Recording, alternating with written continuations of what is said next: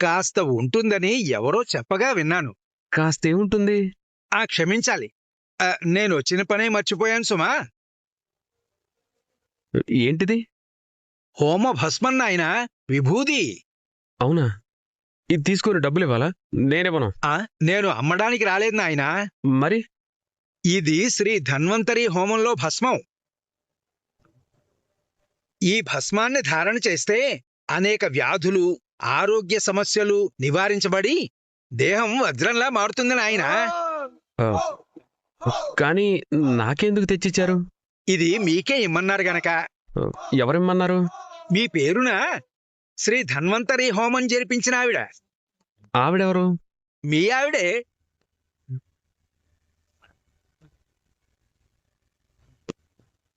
రోహిణినా? అవునాయనా, సకల దోషాలు తొలగిపోవాలని, సమస్త గ్రహబాధలు నివారణ కావాలని, మీకు మానసిక ప్రశాంతత కలగాలని ఈ హోమం జరిపించారు.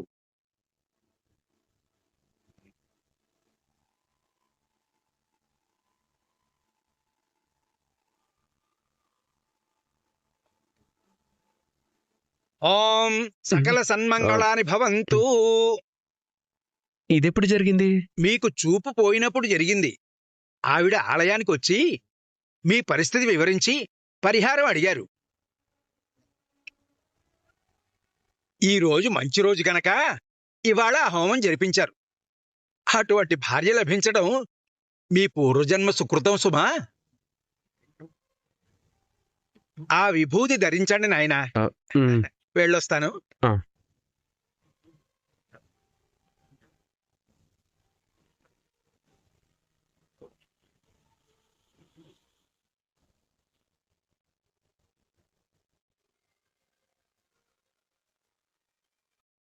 హలో అమ్మా, మీరు చెప్పినట్టే మీ వారికి విభూది ఇచ్చి వస్తున్నారు.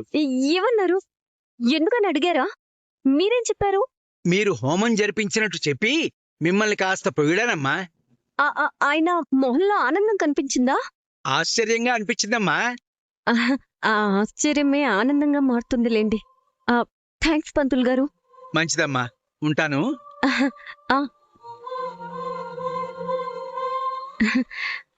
కనీసం నా ప్రేమనైనా అర్థం చేసుకుంటే నా మీద ద్వేషం తగ్గుతుందేమో.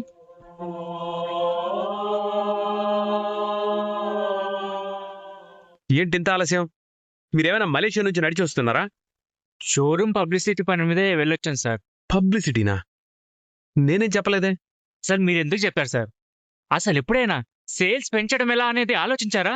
ఏంటి? మేడం ఆలోచించారు సార్. పాంప్లెట్స్ ప్రింట్ చేయించి అందరికీ పంచామని రోహిణి మేడం మమ్మల్ని పంపించారు. ఈరోజు ఒక ఏరియా కవర్ చేసాం. రెస్పాన్స్ బాగానే ఉంది. చాలా మంది వస్తామని చెప్పారు. మేడం ఐడియా పనిచేసింది. ఇదంతా ఎప్పుడు జరిగింది? వారం 10 రోజుల నుంచి జరుగుతూనే ఉంది సార్. మీరు అసలు పట్టించుకోవడం లేదు కదా సార్. ఇదిగోండి చూడండి. ఏంటో అయినా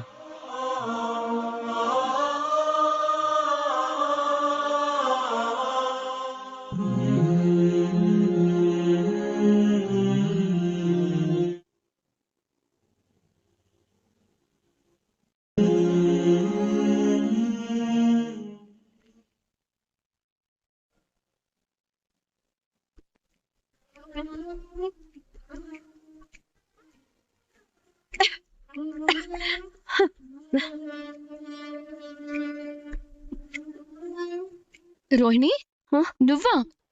అంటే గుర్తుపట్టలేనంత ఘోరంగా ఉన్నానా? నువ్వు వంటగది వైపు రావు కదా. రావాల్సి వచ్చింది. ఎందుకు? కొత్తగా ఈ అలవాట్లేంటి? ఇక నుంచి నా తిండి నేనే వండుకోవాలంట అత్తయ్య చెప్పారు. అయ్యయ్యో, నీకు వంట చేయడం కూడా రాదు కదా. నేర్చుకుంటాను, తప్పదు కదా. ఏ అది ఉప్పు కాదు, పంచదార. ఇదిగో తీసుకో. ఏదేంటో ఎలా గుర్తుపట్టాలి? డబ్బాల మీద రాసి పెట్టవచ్చు కదా. నీకు వంట చేయాల్సిన అవసరం వస్తుందని అనుకోలేదు.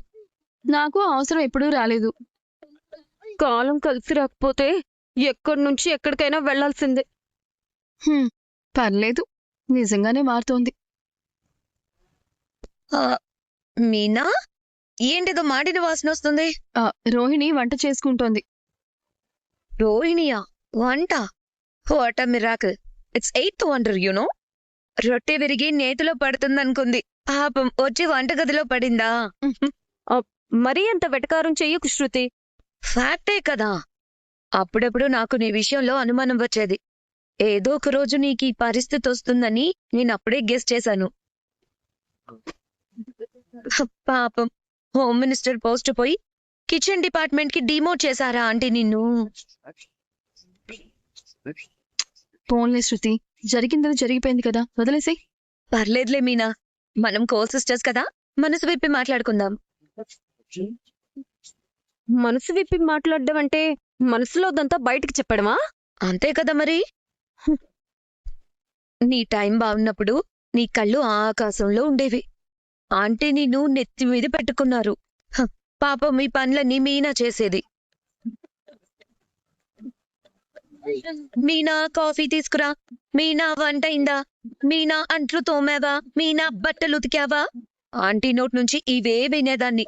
ఇక నుంచి నీ పేరు వింటామేమో. నేను చేస్తానులే శృతి. ఏ పని చేయకూడదని నేనెప్పుడూ అనుకోను. అది నాకు అసలు భారమే కాదు. పాపం రోహిణి బాధపడుతోంది, తన్నేమి అనకు. నేనన్నా అనకపోయినా జరిగేది జరగక మానదుగా. దీన్నే తలరాతానంటారు.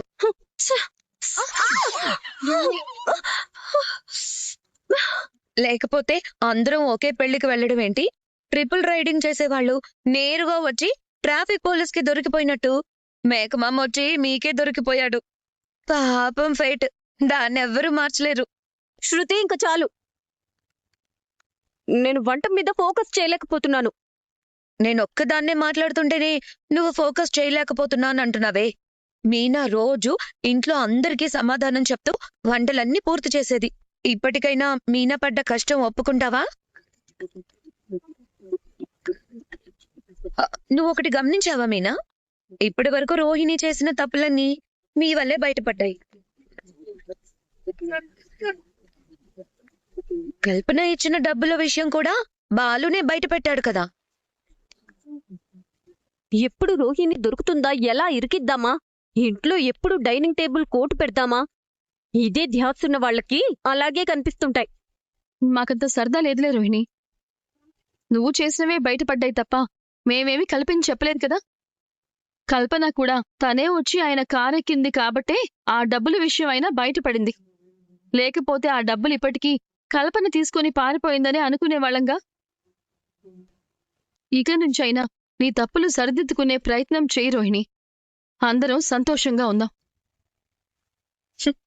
మోస్ట్ ఫన్నీయెస్ట్ థింగ్ ఏంటంటే, మటన్ కొట్టు మాణిక్యంని మలేషియా మావయ్య అని పరిచయం చేసావు చూడు, అది హైలైట్ స్క్రిప్ట్ లో. ఈ స్క్రిప్ట్ కి స్టోరీ, స్క్రీన్ ప్లే, డైలాగ్స్ అన్నీ నువ్వేనా? ఇలాంటి ట్విస్ట్లతో మంచి సీరియల్ తీస్తే టాప్ లో ఉంటుంది తెలుసా. టైటిల్ ఏంటో చెప్పనా? మలేషియా కోడలు. ఎలా ఉంది? ప్లీజ్ స్టాప్ ఇట్ శృతి, ఇప్పటికే చాలా మాట్లాడావు. పోనీ ఇంకో 2 మాటలు మాట్లాడేసి ముగించేస్తాను.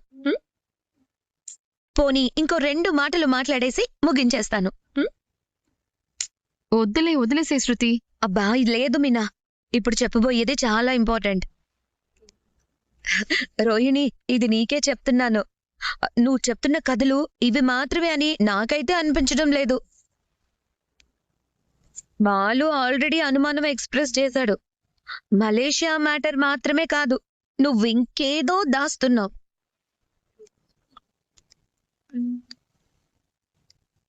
అంతేకాదు, నీ విషయాలన్నీ మనోజ్కి ముందే తెలుసు అన్నాడు కదా, అది కూడా అబద్ధమే. అంతే కదా? అంటే అది తెలియకుండా తెలుసని ఎందుకు చెప్తాడు?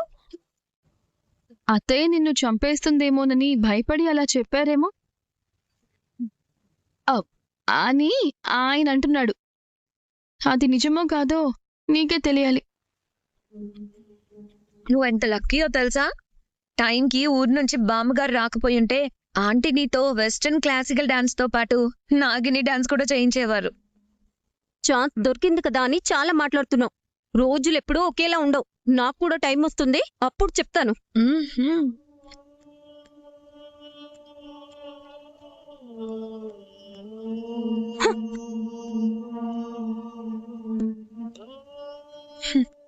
ఏంటి శృతి అలా మాట్లాడతావు? పాపం బాధపడుతుందేమో. నేను కావాలని రెచ్చగొట్టాను. నేనిన్నంటున్నా తనెందుకు తిరిగి మాట్లాడలేదో తెలుసా? ఫ్లోలో తాను దాచిన ఆ నిజం కూడా బయటపడుతుందోనని భయం. ఆయన కూడా ఇదే అంటున్నారు. ఏంటా నిజం? వెయిట్ చేద్దాం, అన్నీ బయటకొస్తాయి. అప్పుడు మలేషియా కోడల్ సీరియల్ క్లైమాక్స్ ఉంటుంది. Just wait and see.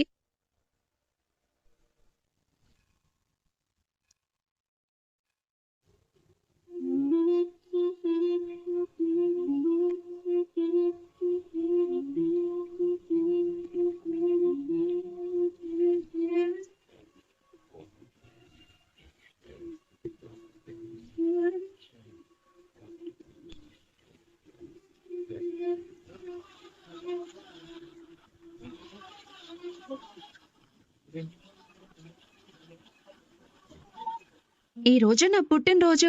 నిన్ను కలవాలి, నీతో మాట్లాడాలి. ఎన్ని పనులున్నా పక్కన పెట్టి రమ్మన్నాడు. తనింకా రాలేదేంటి? ఇంకెంతసేపు ఎదురు చూడాలి? త్వరగా రావయ్యా స్వామి. నిన్ను కాదు, అరుణ్ణి త్వరగా పంపించు. మళ్ళీ ఇంతసేపు ఎక్కడికెళ్ళావి అంటే అమ్మకి సమాధానం చెప్పలేను.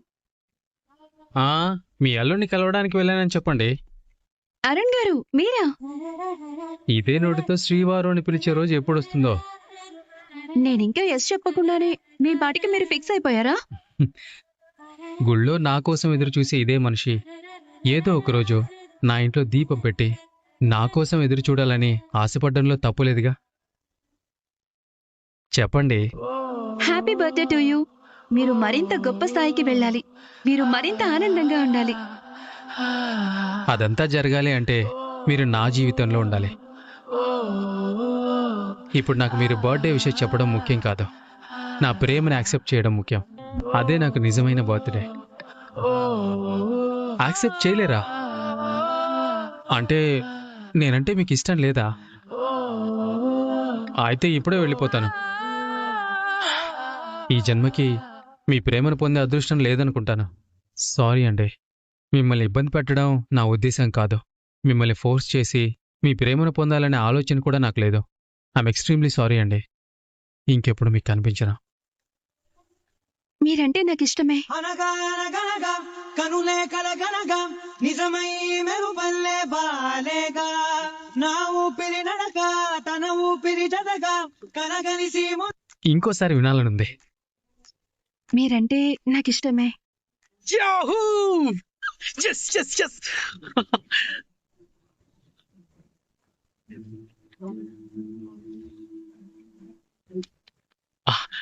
నేను పోలీసుని అయినప్పుడు కూడా ఇంత హ్యాపీగా ఫీల్ అవ్వలేదండి. మనం ప్రేమిస్తున్న అమ్మాయి మనల్ని తిరిగి ప్రేమిస్తుందంటే అంతకంటే ఆనందం ఈ జన్మకి ఇంకేం ఉండదేమో. మిమ్మల్ని ఇష్టపడకపోవడానికి కారణాలేం లేవు. మీరు మంచివారు. మీ అమ్మని చాలా బాగా చూసుకుంటారు. డ్యూటీలో చాలా సిన్సియర్గా ఉంటారు. నిజాయితీగానూ ఉంటారు. మీకన్నీ మంచి క్వాలిటీసే ఉన్నాయి. కానీ కానీనా? మళ్ళీ కానీ ఏంటండి? ఈ ఇష్టం ప్రేమ కాదా అని ఇప్పుడే చెప్పలేకపోతున్నాను. అంటే ఇష్టం వేరు ప్రేమ వేరా? అవును. ఒక మనిషి మీద మనకున్న మంచి అభిప్రాయం తనని ఇష్టపడేలా చేస్తుంది. అదే మనిషితో జీవితం పంచుకోవాలనిపించినప్పుడు ప్రేమ కలుగుతుంది. ఇదేం ట్విస్ట్ అండి? నన్ను పెళ్లి చేసుకోవడానికి మీకేంటి అభ్యంతరం తెలుసుకోవచ్చా? ప్రేమ అంటే అది ఇద్దరి అభిప్రాయం మాత్రమే. పెళ్ళనేది రెండు కుటుంబాల అభిప్రాయాలు కలవాలి. ఈ విషయం ఇంట్లో తెలిస్తే ఏమంటారో అన్న భయం కూడా ఉంది. ఏమంటారు? మనమేం తప్పు చేయట్లేదు కదా. కానీ ఆడపిల్ల పెళ్లి చేయాలనుకుంటే తల్లిదండ్రులు చాలా ఆలోచిస్తారు కదా. నాకు మా నాన్న కూడా లేరు. అన్నీ అమ్మ అక్కే చూసుకోవాలి. నో ప్రాబ్లం, అందరినీ ఒప్పిద్దాం. నాకేం తక్కువ? అందం చదువు అన్నీ ఉన్నాయి. ఏమనుకోకండి. ఇంట్లో వాళ్ళకి నచ్చ చెప్పాలన్నా నాకింకొంచెం టైం కావాలి. పోన్లేండి, కనీసం మీకైనా నచ్చాను కదా. ఇదే బర్త్డే గిఫ్ట్ అనుకుంటాను.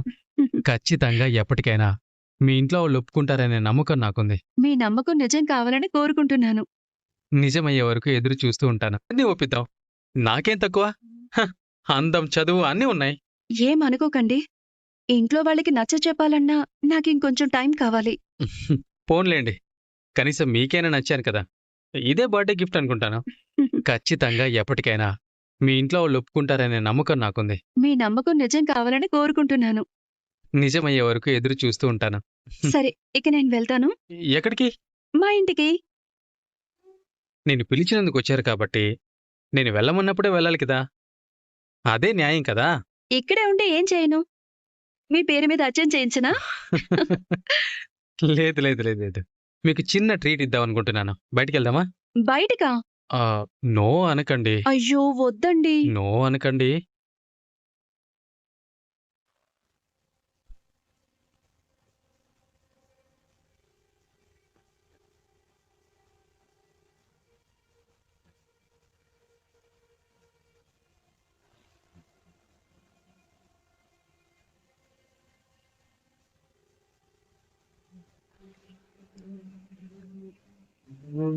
ప్లీజ్ అండి, ప్లీజ్ ప్లీజ్. అయ్యో మీరలా రిక్వెస్ట్ చేయకండి.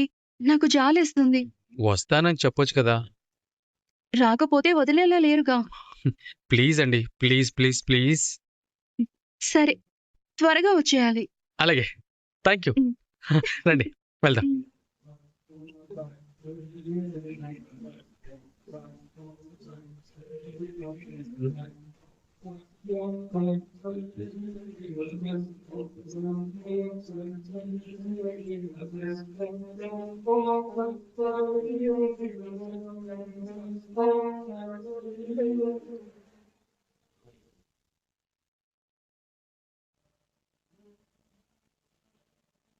మిమ్మల్ని కాపాడుకోవాలని మీ గురించి ఆలోచించి మేడం గారు ఇన్సూరెన్స్ తీసుకున్నారు.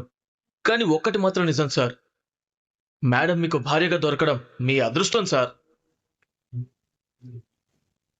మీకు మానసిక ప్రశాంతత కలగాలని ఈ హోమం జరిపించారు. అటువంటి భార్య లభించడం మీ పూర్వజన్మ సుకృతం సుమా.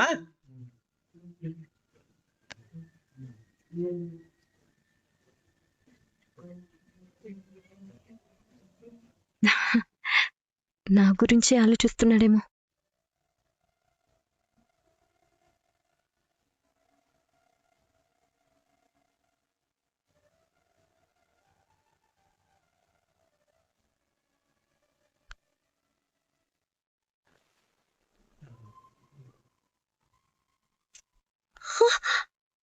మనోజ్,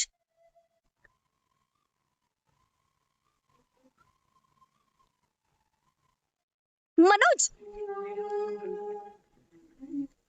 నేను నీకోసమే వచ్చాను మనోజ్. నా కోసమే పుట్టావని నిన్ను ప్రేమించినప్పుడే అనుకున్నాను. కానీ నువ్వేం చేశావు? సారీ, నేను అసలు మాట్లాడకూడదనే అనుకున్నాను. కానీ నా ప్రమేయం లేకుండానే మాట్లాడాల్సి వచ్చింది. మనోజ్, నా మనసును ఎందుకు అర్థం చేసుకోలేకపోతున్నావు? నేను నిజంగా నీ కోసమే పుట్టాను, నీ కోసమే బతుకుతున్నాను మనోజ్.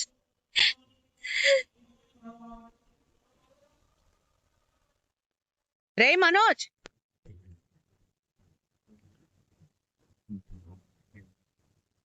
ఈ టైంలో ఎక్కడికి వెళ్తున్నావురా? మేడ మీద పడుకోవడానికి. రూమ్ లో ఉండొద్దని అదేమన్నా నిన్ను గెంటేసిందా? తను కూడా వచ్చి నాతో పాటు బెడ్ మీద పడుకుంటానంటుంది. తంతే కిందకొచ్చి పడుతుంది కదా. ఏంటి అలా చూస్తున్నావు? నువ్వు మగాడివి, ఎక్కడైనా నీదే పై చేయి అవ్వాలి. దానికంటే ఒక అడుగు ఎత్తులోనే ఉండాలి, అర్థమైందా? ఎక్కడో బయట నుంచి వచ్చిన దాన్ని లోపల పడుకోబెట్టి నువ్వెందుకు బయట పడుకోవాలి? దోమలతో ఎందుకు కుట్టించుకోవాలి? ఇన్ని రోజులు ఎవరెలా పోయినా పర్లేదు, నా కోడలు బాగుంటే చాలన్నావు. అది నిజంగానే మలేషియాలో మహారాణిలా బతికొచ్చిందేమో, వస్తువులు బాగోలేకపోతే తట్టుకోలేదేమో అని పిచ్చి భ్రమలో దాన్ని నెత్తిన పెట్టుకున్నాను. అది చెత్త కుప్పల పక్కన బ్రతికొచ్చింది అని తెలిసిందిగా, కింద పడుకుంటుందిలే. రే మనోజ్, నువ్వు వెళ్ళి నీ మంచం మీద పడుకోరా. అదేమైనా అంటే నేను చూసుకుంటాను. వెళ్ళు. దీన్నే డివైడ్ అండ్ రూల్ అంటారు తెలుసా? ఏంటి? ఓ, నీకు ఇంగ్లీష్ అర్థం కాదు కదా? నీకు అర్థమవుతుందా? యా నేను ఇంగ్లీష్ మాట్లాడితే ఒడ్డున పడ్డ చేప పిల్లల గిలగిలా కొట్టుకుంటావు చేపావతి. చాపవతా నచ్చలేదా? అయితే చపాతి. రే ఏయ్ don't miss with the fire. When fire fires the fire, fire will be fire. I am fire, I am fire, I am the fire. ఏమైంది వీడికి?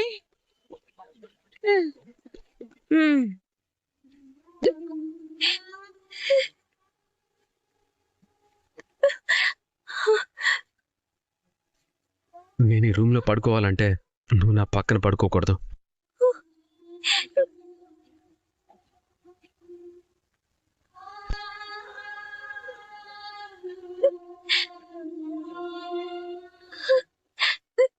ఇది నీ మాట మీ అమ్మ మాట.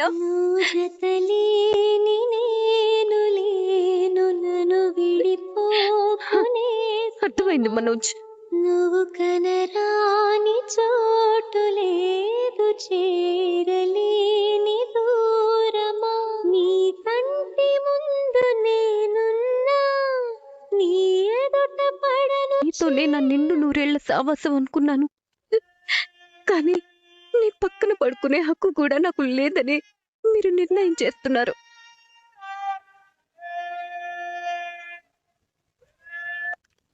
ఎక్కడికి వెళ్ళొస్తున్నావు? శృతి చెప్పిన ఫంక్షన్ కి వెళ్ళొస్తున్నాను అత్తయ్య. ఎంత తీసుకున్నావు? 25,000. ఇవో. చూపించమన్నానా? అయ్యయ్యో, పోలీసులు దొంగల దగ్గర వెతికినట్టు వెతుకుతున్నారండి. డబ్బులు అకౌంట్ లో పడగానే చెప్పు, వెళ్ళి తెచ్చుకుంటాను.